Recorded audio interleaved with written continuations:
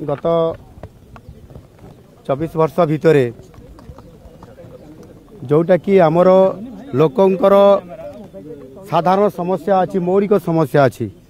ताहा उपरे गोटे सरकार निरंतर भाव में रहिला मध्यरे लोकंकर साधारण समस्या तो अंततः अधिकांश पूरण हो कथा किंतु तांकर पेट पाई जो कहले जो भाई आमर जो जन चाकरी करुँच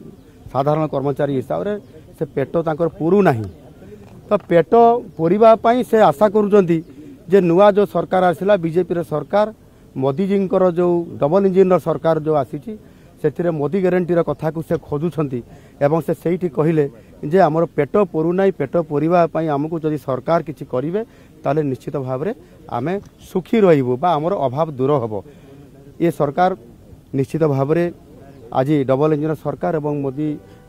जी आशीर्वाद रे जो मोदी ग्यारंटी अच्छी से मोदी ग्यारंटी रे गरीब लोक मानकु तांकर जो अधा पेट पूरिकी रही पूरा पेट पूरेवा अर्थात तांकर अभाव को दूर करने निश्चित भाव में कार्यक्रम करिवो एवं प्रथमे 100 दिन कार्यक्रम रखाजिवो एवं निश्चित भाव में आपण मानकु से बाबद अवगत कराजिवो एवं गरीब लोक मानकर पई काम कराजिवो।